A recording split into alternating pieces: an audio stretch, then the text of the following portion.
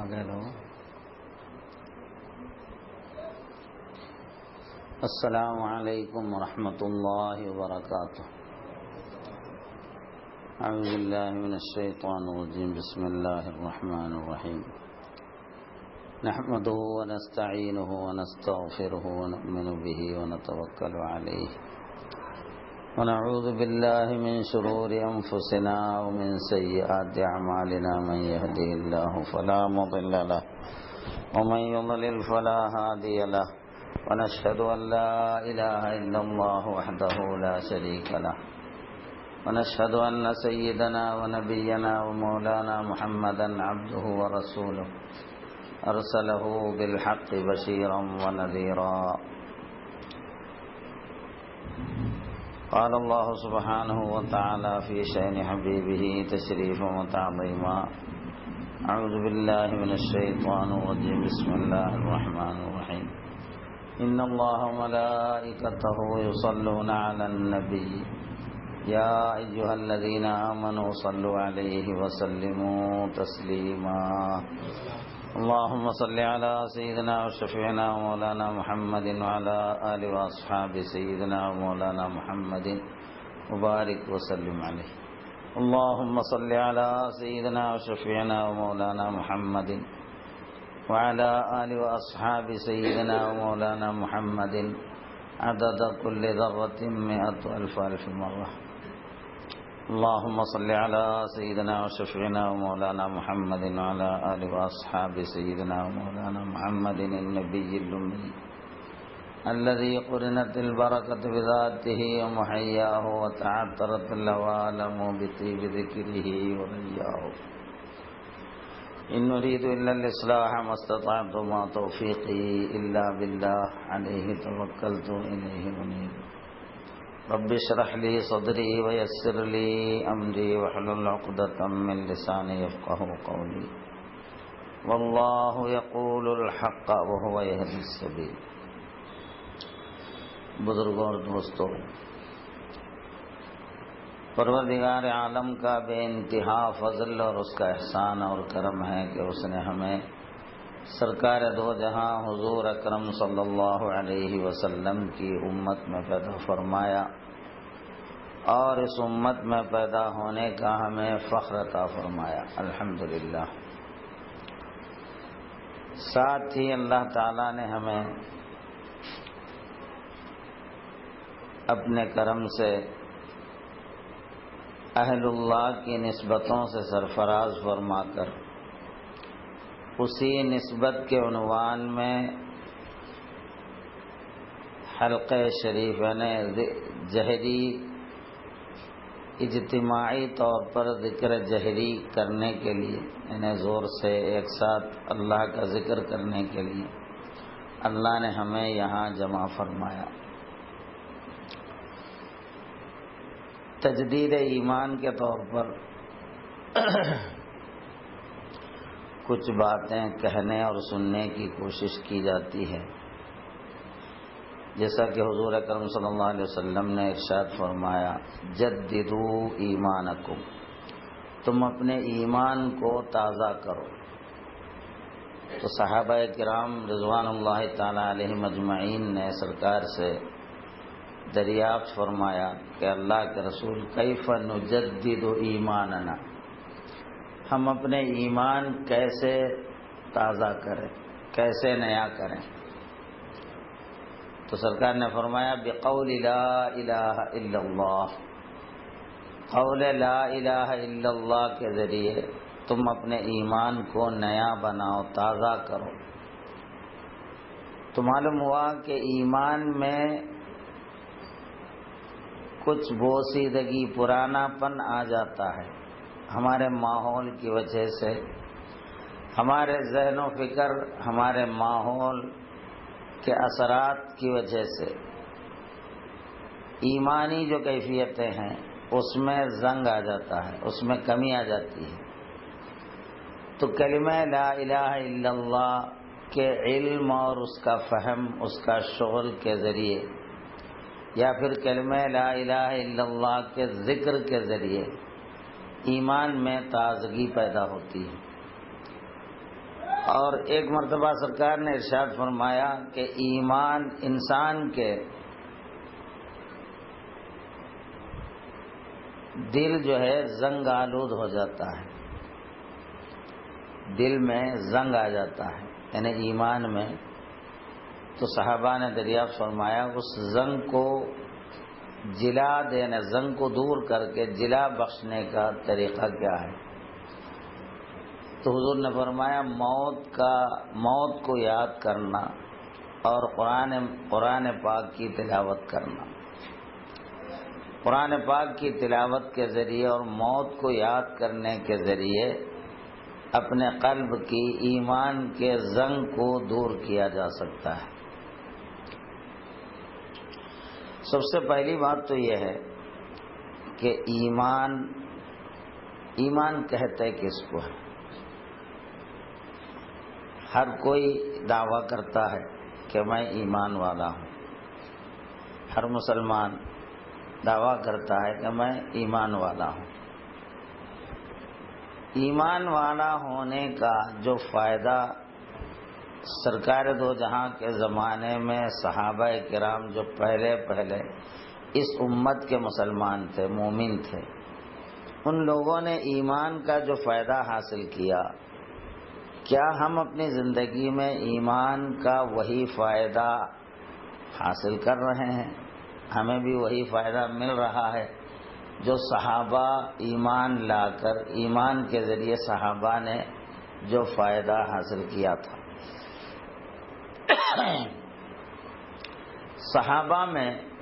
صحابہ جس اللہ پر ایمان لائے اسی اللہ پر ہم بھی ایمان لائے. جس رسول پر صحابہ ایمان لائے اسی رسول پر ہم بھی ایمان لائے. جتنی باتوں پر صحابہ کرام ایمان لائے تھے وہ سب باتوں پر ہم بھی ایمان رکھنے کا دعویٰ کرتے ہیں. لیکن وجہ کیا ہے کہ ہمارے اندر وہ خوبیاں ہم کو نظر نہیں آتی جو صحابہ کرام کو اپنے ایمان کی وجہ سے انہیں ملا تھا. اس میں فرق کیا ہے؟ آخر کہاں نقصان، پانی کہاں مر رہا ہے؟ ہم کو اس پر غور کرنا چاہیے. اللہ تعالی ایمان والوں کی ہر طرح مدد کا وعدہ کیا ہوا ہے. وَكَانَ حَقًّا عَلَيْنَا نَصْرُ الْمُؤْمِنِينَ. ایمان والوں کی مدد کرنا ہم پر ہمارا حق ہے کہ ہم ایمان والوں کی مدد کرتے ہیں. تو ایمان والوں کی مدد کرنے کو حق تعالی اپنا حق بنایا ہے، اپنے اوپر لازم قرار دیا ہے. وَكَانَ حَقًّا عَلَيْنَا نَصْرُ الْمُؤْمِنِينَ. تو مومن کو اس آیت پاک میں یہ اللہ تعالیٰ واضح اعلان فرماتا ہے، مومن کی اللہ تعالیٰ ہر طرح، ہر جگہ، جہاں جہاں ضرورت ہوتی ہے وہاں اللہ اس کی مدد کرتا ہے. اور صحابہ کرام نے اللہ کی مدد اپنی پوری زندگی میں ہر موقع پر انہوں نے پایا بھی. ان کی سیرت ہم پڑھتے ہیں، ان کی تاریخ پڑھتے ہیں تو وہ جہاں بھی ان کو کچھ بھی مسئلہ ہوتا وہ اللہ کی مدد کو حاصل کرتے وہاں.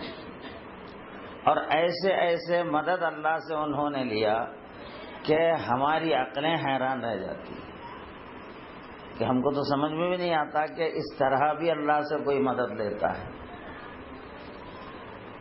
آج ہم اسباب سے مدد لینے کا ہم کو بھروسہ ہوتا ہے.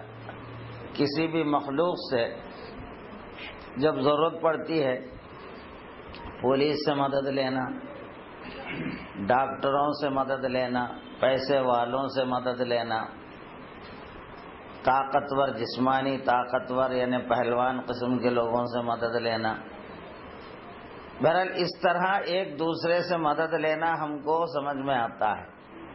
اللہ سے مدد لینا کیسا ہوتا ہے؟ اللہ سے کیسے مدد لی جا سکتی ہے؟ صحابہ کرام کی زندگی میں ہم دیکھتے ہیں کہ مجاہدین صحابہ کرام میدان جہاد میں ایران کا جو بادشاہ ہے قیصر، تو اس کے خلاف مسلمانوں کی جنگ چل رہی ہے، فاروق اعظم کا زمانہ ہے۔ ویسے تو قیصر کے خلاف جنگ شروع ہوئی تھی حضرت ابوبکر صدیق رضی اللہ تعالیٰ عنہ کے ہی دور میں، لیکن فاروق اعظم رضی اللہ تعالیٰ عنہ کے زمانے میں وہ جنگ اختتام کو پہنچی اور وہ پورا علاقہ مسلمانوں کے قبضے میں آیا۔ تو ہر میدان میں مسلمان کامیاب ہوتے آگے بڑھ رہے ہیں، اور ایران کے بادشاہ کی جو فوج ہے وہ ہر جگہ شکست پہ شکست کھاتی جا رہی ہے۔ حالانکہ ان کی فوجیں اعلیٰ قسم کی تربیت یافتہ اور بہترین جدید، اس زمانے کے لحاظ سے جدید ہتھیاروں سے لیس اور تعداد میں لاکھوں کی تعداد میں فوج، جبکہ مسلمانوں کی فوج 10,000 20,000 اور زیادہ جب آگے بڑھے تو 50,000 کے قریب مسلمانوں کی فوج کی تعداد رہی، جبکہ 50,000 جب مسلمانوں کی فوج رہی تو دشمن کی تعداد لاکھوں میں تھی، 10 لاکھ 20 لاکھ ایسے۔ اتنے زیادہ فوج کے مقابلے میں مسلمان ہر میدان میں کامیاب ہوتے آگے بڑھ رہے ہیں۔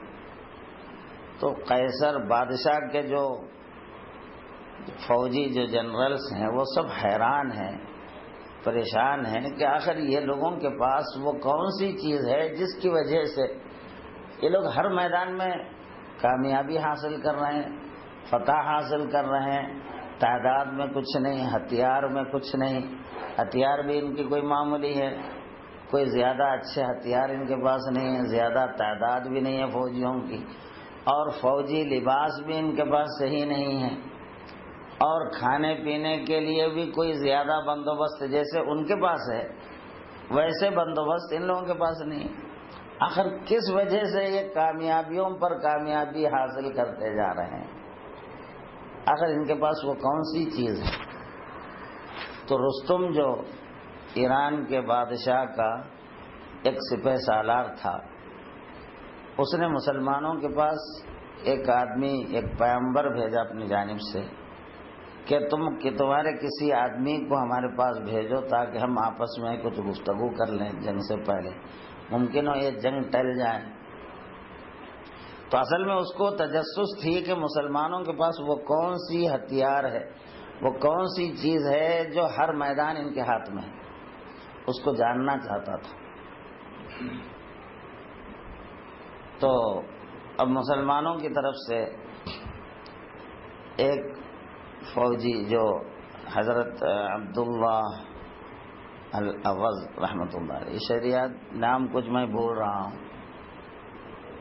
بہرحال ایک صحابی رسول مسلمانوں کی طرف سے نمائندہ بن کر گفتگو کرنے کے لیے رستم کے پاس پہنچتا ہے۔ اب وہ بہرحال بیچ کے سب واقعات کو چھوڑ کر رستم ان کا استقبال کرتا ہے اور اپنی صلاحیتیں، اپنی فوجی صلاحیتوں کا اظہار کرتا ہے اور مال و جائیداد وغیرہ کا بھی اظہار کرتا ہے۔ اس کے بعد پوچھتا ہے اس کو، مسلمانوں کے جو نمائندہ جو آئے ہیں، سفیر جو آئے ہیں، ان سے سوال کرتا ہے کہ تم آخر ہر میدان میں کامیاب جو ہو رہے ہو اس کی وجہ کیا ہے؟ تمہارے ہاتھ میں آخر وہ کون سا ہتھیار آ گیا ہے جس کی وجہ سے تم کو کامیابیوں پر کامیابی حاصل ہو رہی ہے؟ تم تو ہمارے گھوڑے اونٹ وغیرہ چرانے والے بدھو گنوار قسم کے لوگ، ہمارے ہاں نوکر ملازم رہنے والے، تم ہم پر حملہ آور ہو گئے ہو۔ تو مسلمانوں کے جو نمائندہ جو گئے ہوئے تھے انہوں نے کہا کہ سن، ہمارے پاس کون سی ہتھیار ہے اگر تو جاننا چاہتا ہے تو ہمارا ہتھیار یہ ہے کہ لا الہ الا اللہ محمد رسول اللہ، بس یہ ہمارا ہتھیار ہے۔ اب اس کو کیا سمجھ میں آتا ہے لا الہ الا اللہ کا ہتھیار؟ تو صحابہ کے پاس جو ہتھیار تھا وہ ہے فی الحقیقت ایمان کا ہتھیار۔ یعنی اللہ تعالی کی ذات پر ان کا جو اعتماد اور جو بھروسہ تھا، ان کو اللہ کی ذات پر جو یقین تھا، وہ یقین ان کو ہر منزل پر کامیابی سے دوچار کرتی تھی. چونکہ جب بندہ حقیقی معنی میں مومن رہتا ہے، اللہ پر یقین رکھتا ہے، تو اللہ کا وعدہ ہے وَكَانَ حَقًّا عَلَيْنَا نَصْرُ الْمُؤْمِنِينَ. مومنین کی مدد کرنا ہم پر فرض ہے، ہمارا حق ہے کہ ہم مسلمانوں کی مدد کرتے ہیں. تو اب ہم موجودہ دور میں ہم اپنی زندگی میں، حالانکہ ہم کو ایسے بڑے میدان سے، اتنے بڑے دشمنوں سے لڑنے کا کوئی میدان نہیں ہے ہمارے سامنے. ہماری زندگی میں ہمارے چھوٹے چھوٹے مسائل ہیں. ہم اپنے مختصر سی فیملی کے ساتھ زندگی گزارتے ہیں، تو اس میں جو مسائل سے ہم دوچار ہوتے ہیں، بیوی بیمار ہو گئی، بچے بیمار ہو گئے، یا کچھ بچی کی شادی آ گئی یا بچے کی شادی آ گئی، بس ایسے مسائل سے ہم کو گھروں میں دوچار رہنا پڑتا ہے. چھوٹے چھوٹے یا کوئی بیماری کے مطلب ان مسائل میں ہم یہ غور کریں ہم کو اللہ سے مدد کتنی ملتی ہے اور ہم خود کیا کرتے ہیں. ہم اسباب اور مخلوق سے کتنی مدد لیتے ہیں اور اللہ سے کتنی مدد لیتے ہیں. ہم مومن ہیں تو مومن ہونے کے ناطے اللہ سے ہمارا تعلق اور رابطہ کیا رہتا ہے، اللہ سے ہم کو کیا فائدہ ملتا ہے ہمارے مسائل میں. یہ ہم کو مسلمانوں کو غور کرنا چاہیے. اللہ تعالی مسلمانوں کی مدد کرتا ہے، مومن کی مدد کرتا ہے، اور اللہ کی مدد مومن کے حق میں آخرت کی زندگی میں نہیں، آخرت میں بھی ہے، دنیا کی زندگی میں بھی ہے. اللہ تعالیٰ فرماتا ہے یثبت اللہ الذین آمنوا بالقول الثابت فی الحیات الدنیا وفی الآخرہ. ایمان والوں کو اللہ ثابت قدمی عطا فرماتا ہے، مضبوطی عطا فرماتا ہے. ثابت قدم رہنا، ایمان میں ثابت قدم رہنا، یقین کے ساتھ ہر تکلیف، ہر دشواری کا مقابلہ ایمان سے کر سکنا. اللہ تعالی کی مدد کے بھروسے پر، اللہ کی وجہ سے کسی بھی میدان کو عبور کرنے کی صلاحیت ہونا، کوئی بھی مسئلے کو حل کرنے کی صلاحیت ہم کو مل جانا. کسی مشکل میں ہم پریشان اور گھبراہٹ میں مبتلا نہیں ہونا. تو یہ جو کیفیت ہے، ہمارے حساب سے ہمارے مسائل ہی کتنے ہیں. اب وہاں سرکار دو جہاں صلی اللہ علیہ وسلم کے سامنے، صحابہ کے سامنے تو بے پناہ مسائل تھے. دشمنوں سے، اندر کا دشمن کا مقابلہ، باہر کے دشمن کا مقابلہ. اندر منافقین کی وجہ سے بڑے مسائل، اور پھر یہودیاں جو اطراف میں رہتے ہیں ان کی وجہ سے مسائل، تو باہر کے دشمنوں سے مسائل. یعنی گویا وہ بے امنی اور پریشانیوں میں چوطرف سے گھرے ہوئے، مگر ایک دم اتنے مطمئن کہ کوئی ایک دم سکون اور اطمینان سے کوئی زندگی گزارتا ہے، ہر خطرے سے باہر.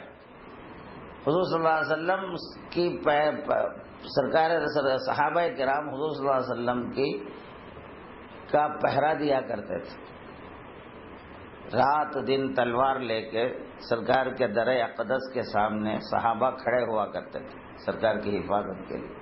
ابتدا میں جب سرکار مدینے میں تشریف لائے تو انصار اور مہاجرین میں سے بھی، انصار میں سے بھی، بہرحال ہمیشہ سرکار کے ساتھ کہ آپ کو کوئی حادثہ نہ ہو، آپ کے ساتھ کوئی مسئلہ نہ ہو جائے، کیونکہ دشمنوں میں تو چاروں طرف سے تو دشمن ہیں. یہ لوگ پہرا دیا کرتے تھے. اس کے باوجود سرکار دو جہاں صلی اللہ علیہ وسلم کبھی کدھر نکل جاتے، کبھی کدھر نکل جاتے، کبھی صحابہ پریشان ہو جاتے، سرکار کہاں چلے گئے. یعنی آپ کو یہ پہرے وغیرہ سے کوئی مسئلہ ہی نہیں تھا. تو پھر جب یہ آیت کا نزول ہوا واللہ یعصمک من الناس، اللہ آپ کی حفاظت کرتا ہے لوگوں سے، تو سرکار نے پہرے داروں کو بلا کے بولے اب تم لوگ جاؤ، سو جاؤ، ضرورت نہیں ہے. اللہ میری حفاظت کا وعدہ لے لیا ہے، تو سب پہرا برخاست، اور چاروں طرف سے دشمن ہے۔ اب آج کل کے عہدیداروں، وزیروں وغیرہ کے لیے کتنے پہروں کا انتظام ہوا کرتا ہے، مگر سب پہروں کے باوجود ان کی حالت کیا رہتی ہے؟ خیر وہ ان کے مسائل کو چھوڑو، ہم اپنے طور پر غور کریں کہ ہمارے اندر یہ ایمان کی کیفیت کیا ہے۔ اس لیے کہ ایمان وہ نعمت ہے جس کی وجہ سے ہمارا اللہ سے تعلق اور بندھن قائم ہوتا ہے۔ ایمان ایک رشتہ ہے، ایک تعلق کا نام ہے، اور یہ تعلق قائم ہوتا ہے ابتدا میں اقرار اور تصدیق کے ساتھ۔ بندہ اقرار کرتا ہے کہ اللہ کے سوا میرا کوئی الہ نہیں، کوئی معبود اللہ کے سوا، کوئی کام آنے والا میرے اللہ کے سوا نہیں ہے، میری حاجتیں پوری کرنے والا، میری عبادت کے لائق، عبادت کیے جانے کے قابل کوئی ہستی نہیں سوائے اللہ کی۔ تو جب بندہ اس کا اقرار کر لیتا ہے اور دل اس کو قبول کر لیتا ہے، دل اس کا مخالفت نہیں کرتا، تو وہ ابتدائی درجے میں مسلمان ہو گیا۔ فقط اقرار اور تصدیق کی وجہ سے دل قبول کر لیا، دل جو زبان سے، دماغ سے، زبان سے جو کہہ رہا ہے، دماغ سے جو مان رہا ہے، دل اس کو قبول کرتا ہے، دل اس کی مخالفت نہیں کر رہا ہے، تو مسلمان ہو گیا۔ اب اس کے بعد ایمان، وہ تو ابتدائی درجہ ہے، تصدیق، اقرار اور تصدیق ایمان کا ابتدائی درجہ ہے۔ اب اس کے بعد اس کیفیت کو یقین سے بدلنا پڑتا ہے۔ الایمان هو الیقین، ایمان یقین کا نام ہوتا ہے۔ تو یقین تو بعد کی چیز ہے، تصدیق پہلے ہے۔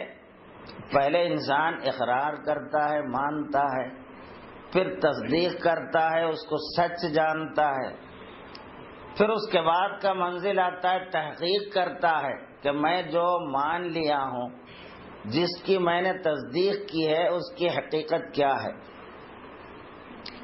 تو تحقیق کرتا ہے۔ تحقیق کے بعد اس کو یقین کی کیفیت حاصل ہوتی ہے، اور یقین میں پہلا درجہ علم الیقین کا ہوتا ہے، یعنی جان لیتا، جانتے پن کی دنیا میں یقین حاصل ہو جاتا ہے، علمی یقین اسے حاصل ہوتا ہے۔ اس کے بعد پھر جب ایمان میں اور ترقی کرتا ہے، ایمان کی کیفیتوں کو کسی بھی اہل ایمان کی صحبت کے ذریعے ایمان حاصل کرنے کا بھی ذریعہ، پہلے درجے میں کلمہ شہادت کے اقرار اور تصدیق سے مسلمان ہو جاتا ہے۔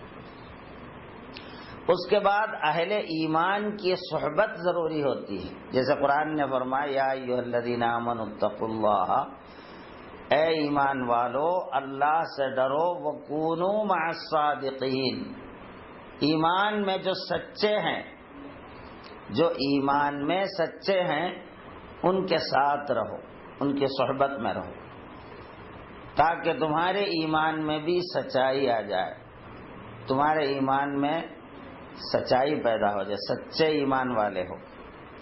قرآن میں ایک جگہ سچا ایمان کہا، ایمان کو صادقون، اولئک ھم الصادقون، یہ لوگ ایمان میں سچے ہیں۔ تو کسی مقام پر ایمان کے سچ ہونے کا قرآن نے ذکر کیا ہے، تو دوسرے مقام پر ایمان کو حقیقی کہا ہے قرآن، ایمان حقا، اولئک ھم المؤمنون حقا، یہ لوگ حقیقی مومن ہیں۔ تو سچے مومن ہونے کی کچھ علامتیں ہیں، پھر حقیقی مومن ہونے کی کچھ علامتیں ہیں۔ جب بندہ ایمان میں ترقی کرتا ہے، کسی اہل ایمان کی صحبت میں، کسی اہل ایمان کی صحبت میں ایمان کو سیکھتا ہے، ایمان کی کیفیتوں کو آگے بڑھانے کی جو بھی کیفیتیں ہیں اس کو اختیار کرتا ہے، اپناتا ہے، تو اب ایمان میں زیادتی ہونے لگتی ہے۔ تو ایمان صادق حاصل کرتا ہے، پھر ایمان حقیقی کا مالک بن جاتا ہے۔ تو ایمان حقیقی جب حاصل ہوتی ہے تو اس کی علامتیں قرآن نے بیان فرمائی ہیں۔ جب یہ علامتیں ہمارے اندر پائی جائے تو یقیناً ایمان والوں کو ایمان کی وجہ سے جو خوبیاں حاصل ہوتی ہیں، حاصل ہونے کا جو قرآن نے وعدہ کیا ہے اور صحابہ کرام نے جو حاصل کیا ہے، یقیناً وہ نعمتیں ہماری زندگی میں ہمیں بھی حاصل ہوگی۔ اور جب ایمان کی نعمتیں یہاں ہم کو ملنے لگے تو یقیناً آخرت میں بھی وہی ایمان کی نعمتیں حاصل ہونے کا ہمیں اعتماد اور یقین ہو جاتا ہے۔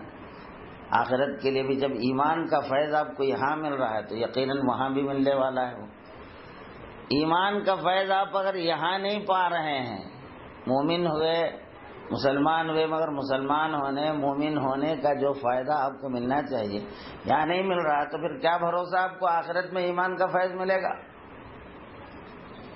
جو چیز یہاں اس کا فیض نہیں مل رہی ہے، یہاں جو ملنا چاہیے وہ نہیں مل رہا ہے، تو پھر آگے کیا ملنے والا ہے؟ جبکہ قرآن کا یہ وعدہ ہے کہ اللہ ایمان والوں کو ثابت قدمی عطا کرتا ہے، قول ثابت کے ذریعے یثبت اللہ الذین آمنوا، اللہ ایمان والوں کو ثابت قدمی عطا فرماتا ہے بالقول الثابت، قول ثابت کلمہ لا الہ الا اللہ کے ذریعے فی الحیات الدنیا و فی الآخرہ، دنیا کی زندگی میں بھی اور آخرت میں بھی۔ تو ثابت قدمی ایمان پر یہاں بھی ملتی ہے، جب یہاں ملنے لگے تو وہاں بھی مل جاتی ہے۔ یہ قرآن کا وعدہ ہے، اللہ کا وعدہ ہے۔ اب جب آپ کو یہاں ایمان کی ثابت قدمی اپنے مسائل میں نہیں مل رہی ہے، آپ اپنے مسائل کو ایمان کی وجہ سے کبھی حل نہیں کر پا رہے ہیں، لوگوں سے مدد لیتے ہیں، جب بھی ضرورت ہوئی ادھر ادھر بھاگتے ہیں، پریشان ہوتے ہیں، چھوٹے چھوٹے مسائل، حالانکہ ہمارے مسائل ہے کتنے۔ اب صحابہ والی زندگی میں چھوٹے چھوٹے مسائل میں وہ لوگ کیا کرتے تھے وہ ذرا سوچیے۔ بڑے مسائل تو آپ نے دیکھا صحابہ ہر میدان کیسے کامیاب کرتے ہیں۔ خود صحابہ کی زندگی میں جب مجاہدین کی لشکر، صحابہ کرام اور مجاہدین کی لشکر جب مدائن پر حملہ کرنے جا رہا ہے، یعنی قیصر کا آخری قلعہ جہاں اس وقت جو ہے بادشاہ رہا کرتا تھا، اس کا محل تھا، وہاں پر آخری ضرب لگانے کے لیے مسلمان تیاری کر رہے ہیں، تو بادشاہ کو پریشانی، چونکہ اتنے میدان میں کہیں بھی مسلمانوں سے مقابلہ نہیں کر پائے، تو اب بادشاہ نے اعلان کیا ہم کو 2-3 مہینے کی مہلت ملنا چاہیے اپنی فوج کو جمع کر کے کچھ اپنی حفاظت کا بندوبست کرنے کے لیے۔ کیا کیا جائے، مسلمانوں کی آمد کو کیسے روکا جائے؟ تو بادشاہ کو لوگوں نے مشورہ دیا، پانی نہر پر جو بند بندھا ہوا ہے، یعنی جیسے ہمارے پاس کیا ہو گنڈی پیٹ کا ڈیم ہے نا، تو ڈیم میں پانی روک دیا جاتا ہے، تو وہ ڈیم کھول دیا جائے تو پورا، اب جیسے یہاں اگر ڈیم کھول دیے تو موسیٰ ندی پورا بھر جائے گا، حیدرآباد میں طوفان آ جائے گا، اگر وہاں اگر پورا کھول دیے تو وہ پلان بتائے۔ تو بادشاہ کو بات سمجھ میں آ گئی، کیونکہ اب راستہ جو ہے خشکی کی وجہ سے راستہ ہے، اگر بند کھول دیے تو نہر فل ہو جائے گا، تو ظاہر ہے مسلمان ادھر داخل نہیں ہو پائیں گے۔ فوراً جا کے فوجیوں کو بھیج کر بند کھلا دیے۔ تب مسلمان اپنی پوری لشکر لے کر جب آئے مدائن پر حملہ ور ہونے کے لیے، تو بیچ میں دریا راستہ روک دیا، راستہ دریا فل ہے، سوچے بھی نہیں تھے کہ ایسا دریا فل ملے گا، کیونکہ وہ کوئی دریا بھرے رہنے کا موقع نہیں ہے، خشک راستہ ہونے کا زمانہ ہے، چونکہ بارش وغیرہ ہوتی تو بات الگ تھی۔ بہرحال یہ منظر جب ان کے سامنے آیا تو حضرت عبداللہ ابن ابو عبیدۃ الجراح رضی اللہ تعالیٰ عنہ، جو اس وقت مسلمانوں کے کمانڈر تھے، آپ نے اعلان فرمایا ہم اللہ کی راہ پر نکلے اور اللہ ہمارا محافظ، ہم اللہ پہ ایمان رکھتے ہیں اور اللہ کے لیے ہم نکلے ہیں. ہمارا راستہ کوئی روک نہیں سکتا, ہم کو کوئی نقصان نہیں پہنچا سکتا, کیونکہ ہم اللہ کے لیے نکلے ہیں, اللہ کے نام پر نکلے ہیں, ہم اللہ کے ہیں.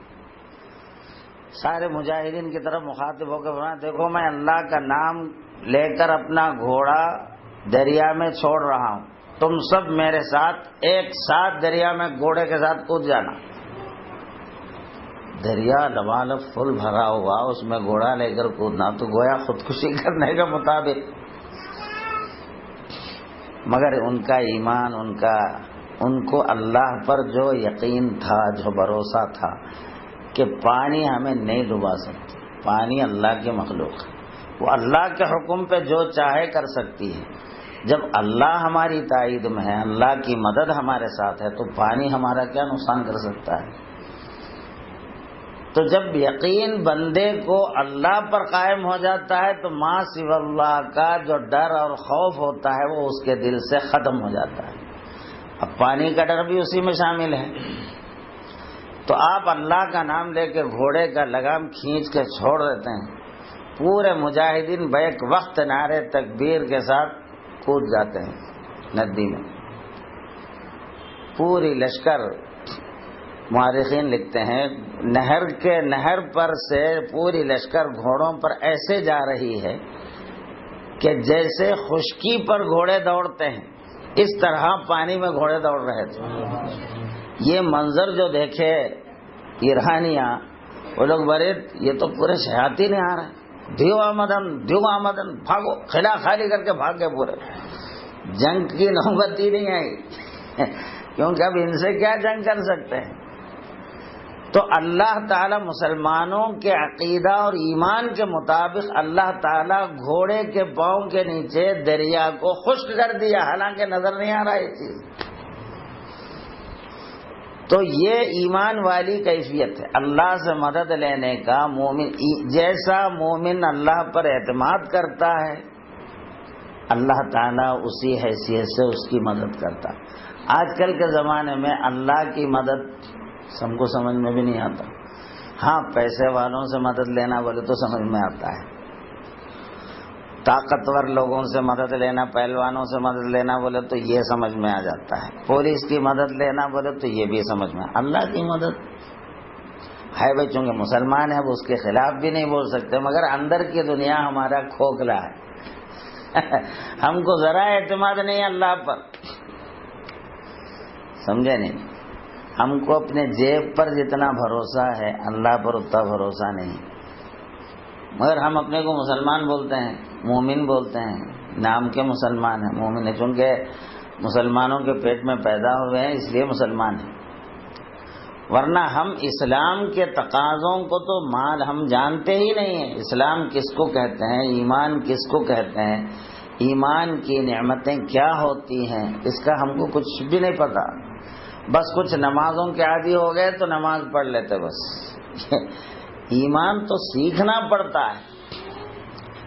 صحابہ کرام سرکار کی صحبت میں ایمان سیکھتے تھے, پھر صحابہ سے تابعین سیکھے, تابعین سے تبع تابعین سیکھے, ہر کوئی ان کی صحبتوں میں بیٹھ کر ایمان کو حاصل کرتے تھے. ہمیں وہ جذبہ کہاں ہے؟ ہم MBA کر لیتے ہیں, یہ سیکھتے ہیں, ڈاکٹر ہم بننے کے علوم سیکھتے ہیں, انجینئر بننے کے سیکھتے ہیں, سب سیکھتے ہیں چاروں طرف. دین کی باتیں اگر ہم سیکھتے ہیں تو صرف قرآن پڑھنا سیکھتے ہیں.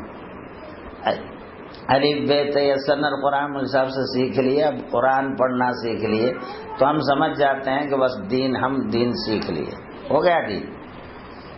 اس کا نام اگر دین ہوتا تو پھر صحابہ کیا سیکھے سرکار سے؟ صحابہ کیا قرآن پڑھنا سیکھتے تھے؟ ان کو قرآن پڑھنا سیکھنے کی ضرورت پڑتی تھی. خود سرکار دو جہاں صلی اللہ علیہ وسلم کسی سے لکھنا پڑھنا سیکھے نہیں تھے. پھر آپ جو صحابہ کو سکھائے تو کیا سکھائے؟ وہ حروف الف با تا, یہ حروف کی شناخت بتاتے رہے. ارے وہ تو عرب ہیں, ان کی مادری زبان ہے وہ. خیر جو بھی ہے, تو معلوم ہوا کہ صحابہ سرکار سے ہم جیسا یسن القرآن سیکھ کے قرآن پڑھنا سیکھ کے اپن دین سیکھ لیے سمجھتے ہیں، ویسا نہیں سیکھے. ہم کو وہ چیز سیکھنے کی ضرورت ہے جو صحابہ سرکار سے سیکھے تھے. ایمان سیکھنے کی ضرورت ہے، کلمہ سیکھنے کی ضرورت ہے. کلمہ لا الہ الا اللہ کو سیکھنا پڑتا ہے. قرآن میں اللہ فرماتا فَاعْلَمْ أَنَّهُ لَا إِلَهَ إِلَّا اللَّهُ، جان لے کہ لا الہ الا اللہ کیا ہے. لا الہ الا اللہ میں جو علم ہے اسے جان لے. فَاعْلَمْ، تو جان لے فرماتے ہیں.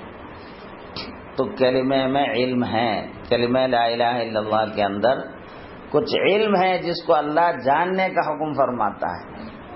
ہم کہاں جانیں، کہاں سیکھیں ہم کلمے کو؟ زیادہ سے زیادہ ہم کو کلمے کا ترجمہ بولنا آتا ہے. لا الہ الا اللہ، اللہ کے سوا کوئی معبود نہیں، عبادت کے قابل اللہ کے سوا کوئی نہیں، محمد صلی اللہ علیہ وسلم اللہ کے رسول ہیں. یہ ایک ٹرانسلیشن ہے، یہ کلمہ سیکھنا نہیں ہے. یہ عرب کے لوگ ایسا ترجمہ اردو میں ترجمہ کرتے تھے کہ لا الہ الا اللہ، وہ تو سرکار ان کو اردو میں نہیں ہے کوئی معبود، یہ سب ایسا سکھاتے تھے. سرکار انہیں کیا سکھائے؟ صحابہ کرام کی صحبت میں صحابہ کرام حضور اکرم صلی اللہ علیہ وسلم کی صحبت میں دن رات بیٹھا کرتے، جب بھی موقع ملا حضور کی صحبت میں رہتے تھے. تو وہ کیا سیکھتے تھے؟ کون سا علم تھا جو وہ حاصل کرتے تھے؟ مکی زندگی 13 سال کی رہی.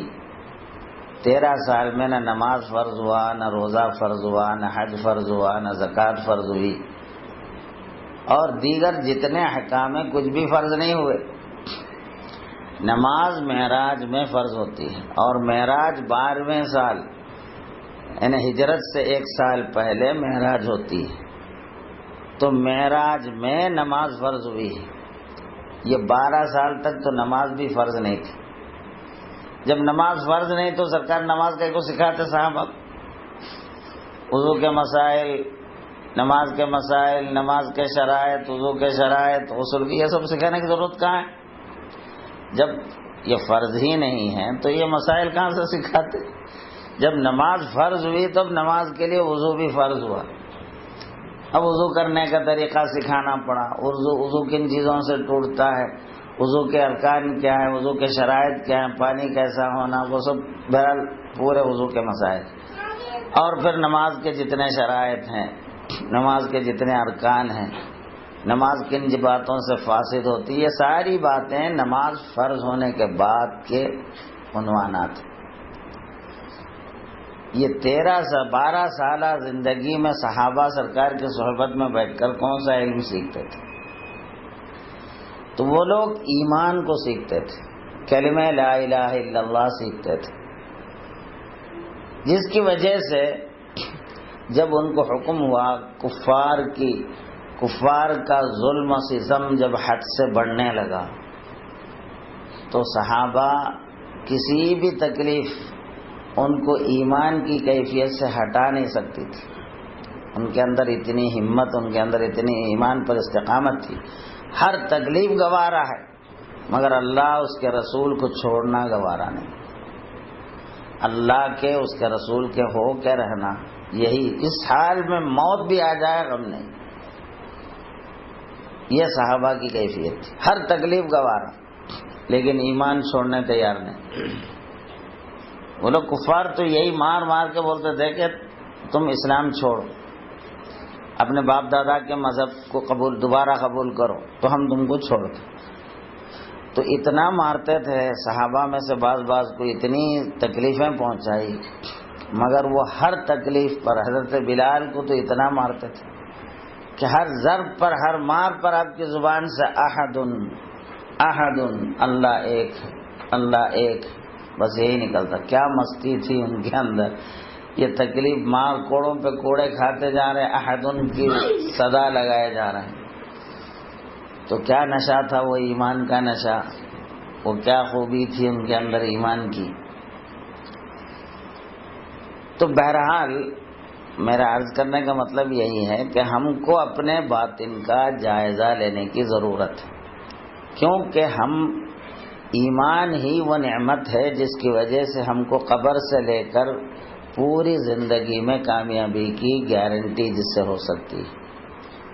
ایمان کے بغیر کسی کو کامیابی نہیں ملتی، تو آخرت میں کامیابی کی بنیاد ایمان ہے۔ دنیا میں اگرچہ کہ اللہ تعالیٰ ایمان والے کو بھی، بے ایمان کو بھی، مشرک کو، کافر کو، مرتد کو، ہر ایک کو اللہ رزق دے رہا ہے، صحت دے رہا ہے، اللہ اپنی رحمتوں سے مالا مال کرتا جا رہا ہے، لیکن آخرت کا معاملہ ایسا نہیں ہے۔ آخرت کا معاملہ اللہ کی رحمت صرف مومنین اور متقین کے ساتھ خاص ہونے والا ہے۔ تو اب ہم جس ایمان کی مسلمان ہیں، میں مسلمان ہوں بول کے جو ہمارا اعتماد ہے، تو وہ مسلمانی کا حقیقی فیض اگر ہم کو یہاں نہیں مل رہا ہے تو کیا بھروسہ ہم کو قبر میں جانے کے بعد یہ ایمان مسلمانی کا فیض ملے گا؟ اس کا ہمیں جائزہ لینے کی ضرورت ہے۔ اور پھر ایمان کا فیض ہم کو ملتا ہے تو ہم کتنے بڑی نعمتوں کے مالک ہو گئے۔ یعنی ہمارے ہر مسئلے میں، ہماری ہر مشکل میں اللہ کی مدد اگر ہمیں مل جاتی ہے تو ہم کو کیا پریشانی ہو سکتی ہے اپنی زندگی میں؟ بہترین ایک سہارا ہمیں مل رہا ہے۔ ہم کو اپنی زندگی کے ہر مرحلے پر ایک بڑا سہارا مل جائے، اس سے بڑھ کر خوش نصیبی کیا ہے؟ اب صحابہ کو وہ جو کیفیت ملی تھی اللہ کے بھروسے پر، اللہ پر اعتماد کر کے وہ نہر میں کود پڑے تو نہر ان کو کچھ نہیں بگاڑ سک رہی ہے، نہر میں ان کو راستہ مل رہا ہے۔ ہاں، تو یہ جو کیفیت وہ ایمان کی وجہ سے جب اتنے بڑے بڑے امور میں وہ اللہ کی مدد کو پاتے ہیں تو زندگی کے چھوٹے چھوٹے مسائل میں اللہ سے مدد لینا ان کے لیے کون سی بات ہوتی ہے؟ ایسے شخص کو جو ایمان کی مستی اور ایمان کے مزے لیتا ہے، اس کو دنیا کی کوئی پریشانی اس کو مشکل میں نہیں، ٹینشن میں نہیں ڈال سکتی۔ وہ تو مطمئن رہتا ہے ہمیشہ، چونکہ اس کے لیے یقین ہے کہ میرا اللہ میرے لیے ہے، میرا اللہ میرے ساتھ ہے، جس پر میں ایمان رکھتا ہوں وہ میرے ساتھ ہے۔ اللہ سے کام لینا اسے آتا ہے، اللہ سے کام بنانا اسے آتا ہے۔ یہ چیز ہمیں سیکھنا ہے۔ اب سرکار دو جہاں ایک درخت کے نیچے آرام فرما رہے ہیں، صحابہ دور دور بکھرے ہوئے ہیں، کوئی قریب میں کوئی بھی نہیں۔ ایک دشمن دور سے یہ منظر دیکھ کے آہستہ سے آیا تو سرکار اپنی تلوار کو درخت کی ٹہنی سے لٹکا دیے تھے، تو وہ تلوار آہستہ سے اتار لے کے نیام میں سے باہر نکال کے اب سرکار پر وار کرنے کے تلوار اٹھایا، اتنے میں آپ کی آنکھ کھل گئی۔ سرکار کی تنہا مشرک کھڑا ہے، تلوار آپ کا اتار لیا ہے، کھول دیا ہے۔ تو سرکار کی آنکھ کھلی تو اس کے اندر ایک ہیبت طاری ہو گئی ایک دم۔ پھر ہمت کر کے پوچھا، آپ کو اب اس وقت مجھ سے کون بچانے والا ہے؟ تو آپ لیٹے اللہ بچا۔ آپ کا یہ اطمینان، آپ کا یہ بولنے کا انداز جو کیا تھا نہیں معلوم، بہرحال ایک دم اس کے اندر اتنی ہیبت طاری ہو گئی کہ اس کے ہاتھ میں تلوار تھر تھرانے لگا اور تلوار سنبھالنے کی سکت اس کے ہاتھوں میں نہیں رہی اور تلوار گر گیا اس کے ہاتھ سے۔ تو وہ تلوار سرکار اٹھا لی، اٹھا کے بولے اب تو بتا تیرے کو اب کون بچائے گا؟ تو رونے لگا، گڑگڑانے لگا، آپ بچائیے۔ تو اب دیکھو ایک مشرک کی کیفیت، مشرک بچانے کے لیے کس سے رجوع کر رہا ہے؟ مخلوق سے، جس کے ہاتھ میں تلوار ہے، طاقت ہے، اس سے گڑ گڑا رہا۔ اور اس کے مقابل جب دشمن کے ہاتھ میں تلوار تھی تو سرکار کی کیا حالت تھی؟ اس سے نہیں گڑ گڑا رہے۔ آپ کو کون بچائے گا؟ اللہ بچائے گا۔ تو سرکار کی کیفیت کیا ہے، ایک مشرک کی کیفیت کیا ہے، دونوں دیکھ رہے ہیں آپ۔ اب آپ اپنے کو رکھ کے دیکھو، ہم کہاں پر ہیں؟ اس کے جیسے مشرک کی جیسی کیفیت والے ہیں یا سرکار جیسی کیفیت والے ہیں؟ ہماری کیفیت ہم اپنے کو یہاں رکھ کے جب غور کرتے ہیں تو یہ دونوں پارٹی سامنے ہے نا ایک مشرک ہے اور ایک عقائد ہو جہاں صلی اللہ علیہ وسلم.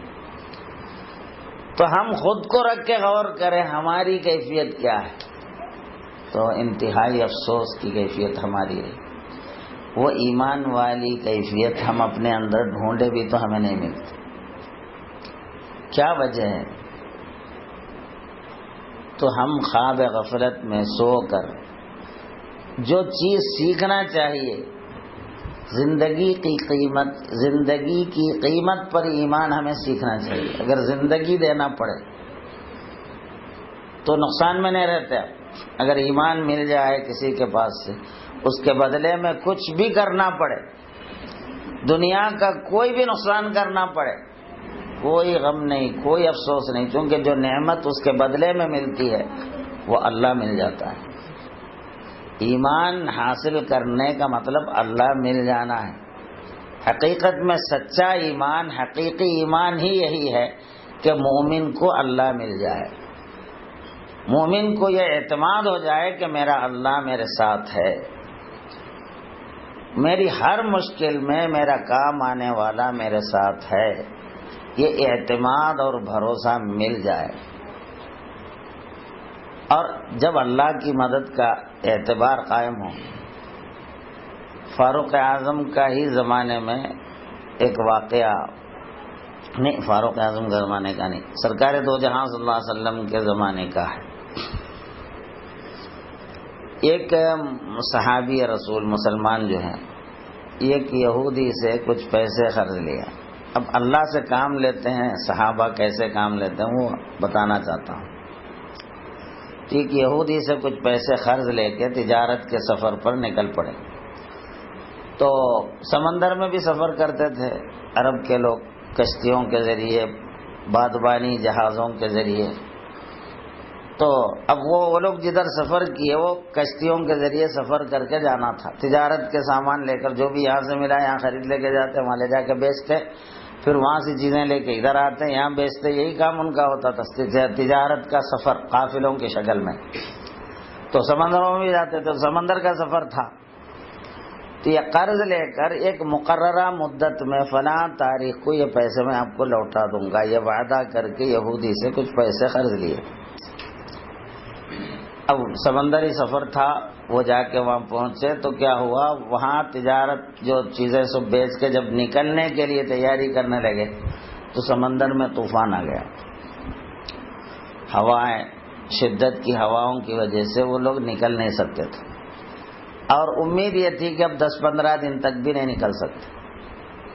تب یہ صحابی رسول یہ سوچے کہ وہ یہودی سے میں پیسے قرض لیا ہوں، وقت پر اس کو پیسہ نہ دیا تو اسلام کو اور مسلمانوں کو بدنام کرے گا. اور یہ یہاں پھنسے ہوئے ہیں. وہ اب پرانا اب کا زمانہ بھی نہیں ہے، سیل فون کے ذریعے اس کو بول دیتے بھائی مسئلہ ٹیڑھا ہو گیا ہے، بول کے ویسا کوئی رستہ بھی نہیں ہے.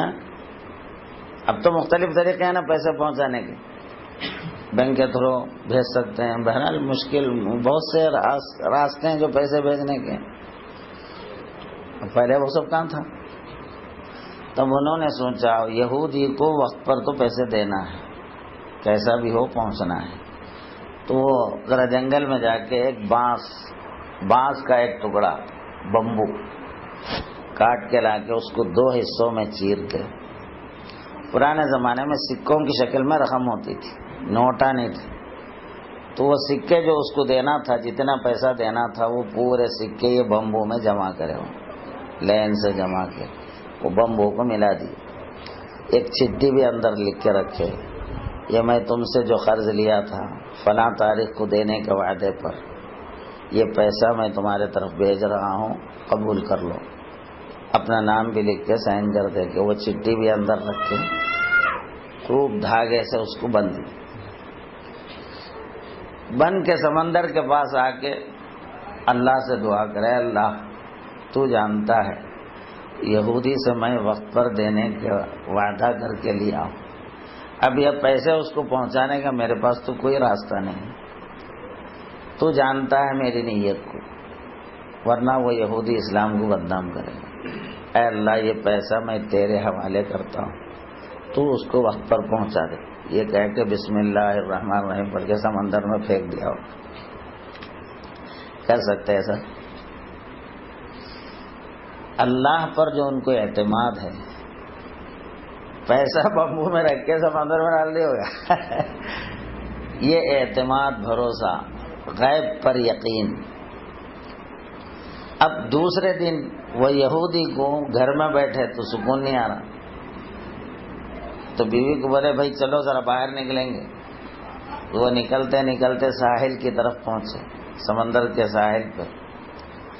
تو جب ساحل کے قریب آئے تو یہی بمبو جو وہاں پھینکے تھے، وہ بمبو جو ہے ادھر آ رہا اندر جا رہا، ادھر آ رہا ادھر جا رہا، موج میں۔ تو اس کی نگاہ پڑی، کیا ہے بمبو یہ؟ تو جا کے قریب جا کے اس کو پکڑ لیا، تو اچھا خاصا وزنی ہے۔ حیرت، یہ وزنی چیز پانی کے اوپر کیسا ہے؟ اس کو اور حیرت ہوئی۔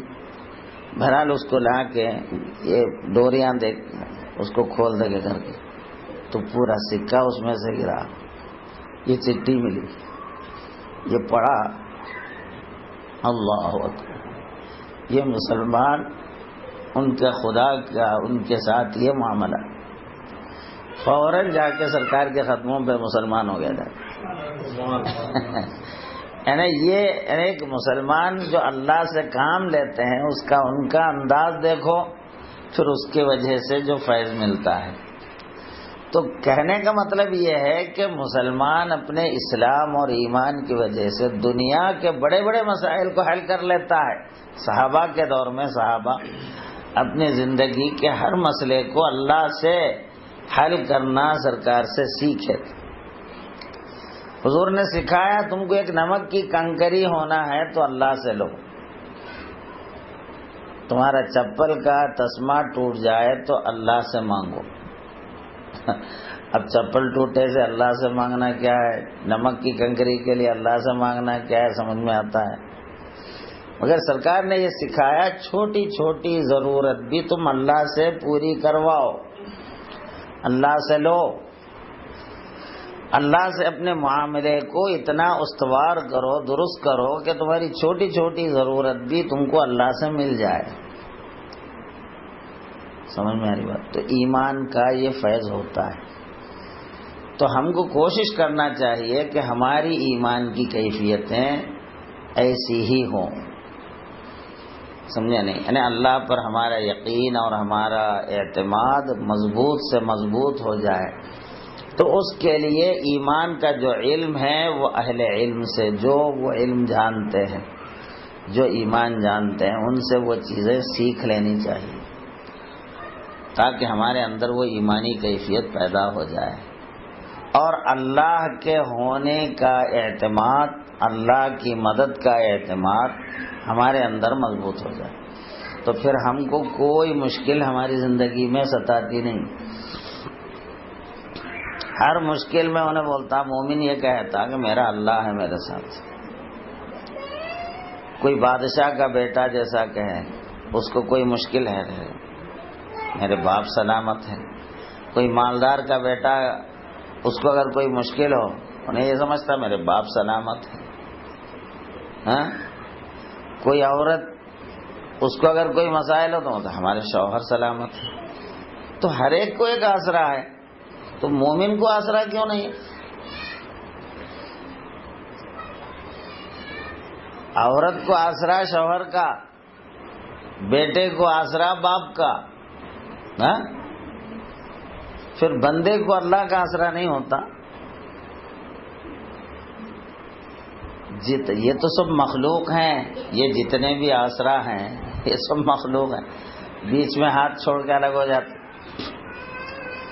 باپ مر جاتا، شوہر مر جاتا، بیوی بیوہ ہو جاتی، بچہ یتیم ہو جاتا، مگر اللہ کبھی مرنے والا نہیں ہے۔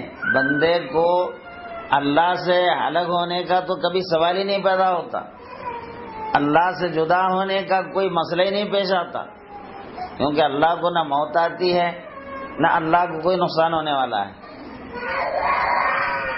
یہ نقصان ہونے والے آسراؤں پر، مطلب مرنے والے سہاروں پر اعتماد کر کے مطمئن رہتے ہیں جب یہ لوگ، یعنی بیوی اپنے شوہر پر مطمئن ہوتی ہے حالانکہ انہیں مرنے والا، بیمار ہونے والا، کمزور ہے، مگر اس پر اعتماد کر کے مطمئن رہ سکتی ہے۔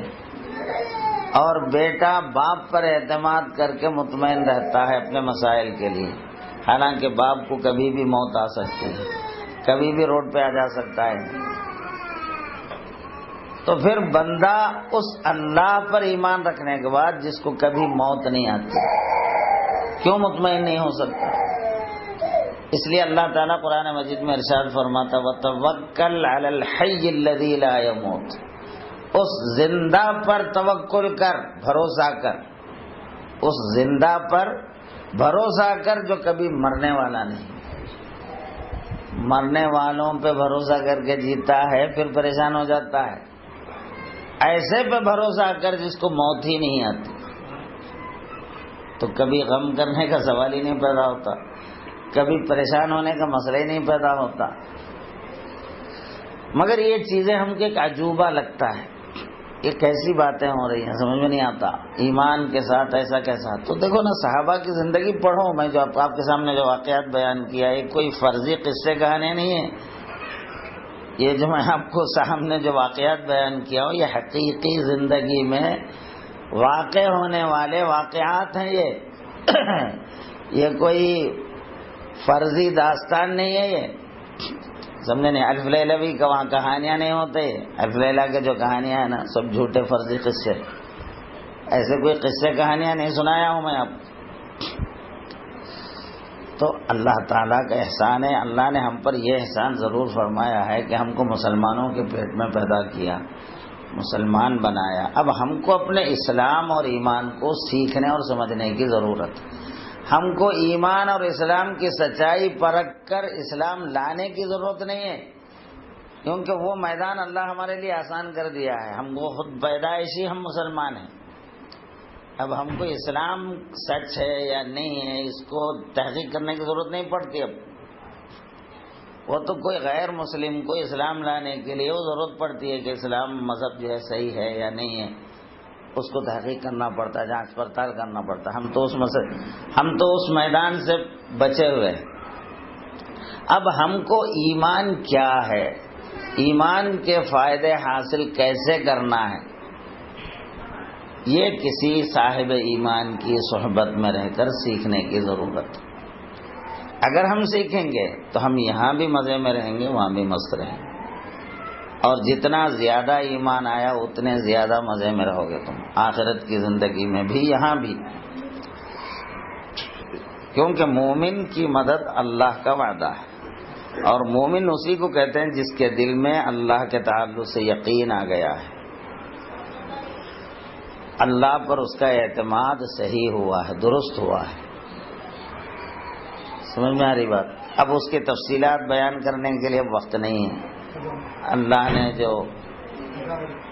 کہاں ہو رہے ہوں گے، مگر یہاں تو نہیں سنے آ رہا نا، یہاں سنے آتا ہے تو ہم کو خاموش رہنا ہے، الفاظ کلیئر سنے آنا تو خاموش رہ کے جواب دینے کا حکم ہے۔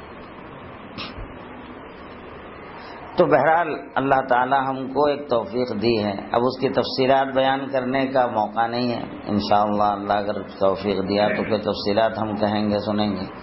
اب اللہ سے دعا ہے کہ اللہ تعالی اپنے فضل سے، اے اللہ جو کچھ بھی ہمیں علم عطا فرما رہا ہے، علم کو صحیح طور پر حاصل کرنے اور اس کے فیضان سے مالا مال ہونے کی ہم سب کو توفیق عطا فرما، اور علم پر عمل کرنے کی ہم سب کو توفیق عطا فرما، ہر عمل میں ہر حال میں ہمیں اخلاص عطا فرما، بحرمت سیدنا محمد صلی اللہ علیہ وسلم، والحمد للہ رب العالمین۔